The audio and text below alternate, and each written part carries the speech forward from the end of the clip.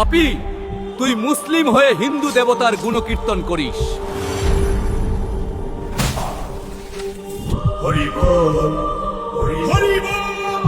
আচার্য শ্রী হরিদাস ঠাকুর জন্মসূত্রে মুসলিম ছিলেন, কিন্তু তিনি সর্বদা ভগবানের নাম জপ ও ভজন করতেন।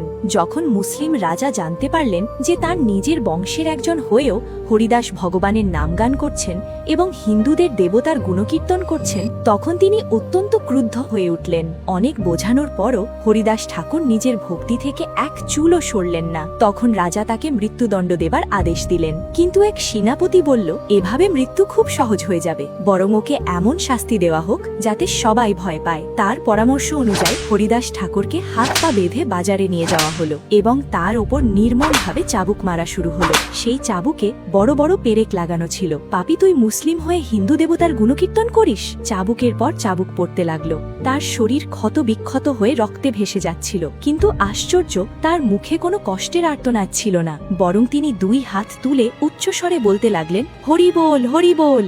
এমনকি যিনি তাকে মারছিলেন তার পা জড়িয়ে ধরে তিনি বলতেন, আপনার অনেক কৃপা, আমি তো এত জোরে কখনো নাম জপ করতে পারিনি যতটা আপনার আঘাতে করতে পারছি, আমাকে আরো মারুন। তার হৃদয়ে ছিল না কোনো রাগ, ছিল শুধু ভক্তি আর অশ্রু ভরা করুণা। এই দৃশ্য দেখে মহাপ্রভু জগন্নাথ ক্রুদ্ধ হয়ে উঠলেন। তিনি সঙ্গে সঙ্গে সুদর্শন চক্রকে আদেশ দিলেন, যাও এই পাপীদের ধ্বংস করো, শুধু এদের নয়, পৃথিবীর সব পাপীকে ধ্বংস করো। তখন আকাশে এক আশ্চর্য দৃশ্য দেখা গেল। এক সূর্যের পাশে যেন আরেকটি সূর্য উদিত হলো। সেটি ছিল প্রখর তেজময় সুদর্শন চক্র, যা পৃথিবীতে নেমে আসছিল সেই অত্যাচারীদের ধ্বংস করতে। কিন্তু ঠিক সেই সময় হরিদাস ঠাকুর কাঁদতে কাঁদতে হাত তুলে বললেন, না মহাপ্রভু, না, দয়া করো, এদের রক্ষা করো।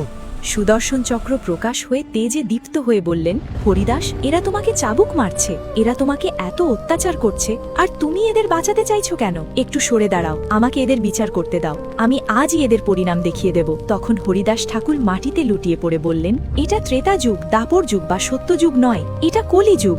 এখানে ধ্বংস নয়, সবার কল্যাণ করতে হবে, সবাইকে গ্রহণ করতে হবে। তার এই অসীম করুণা ও ক্ষমার বাণী শুনে সুদর্শন চক্র শান্ত হয়ে গেলেন এবং ফিরে গিয়ে মহাপ্রভু জগন্নাথকে বললেন, হরিদাস ঠাকুর কাউকে শাস্তি দিতে দিচ্ছেন না। তখন মহাপ্রভু বললেন, এরাই আমার সত্যিকারের ভক্ত, এরা নিজেদের ওপর অত্যাচারকারীদেরও ক্ষমা করে দেয়, এরাই কলিযুগের প্রকৃত ভক্ত। কাহিনী ভালো লাগলে ভিডিওটি লাইক ও চ্যানেলটি সাবস্ক্রাইব করুন আর কমেন্টে লিখুন, জয় জগন্নাথ।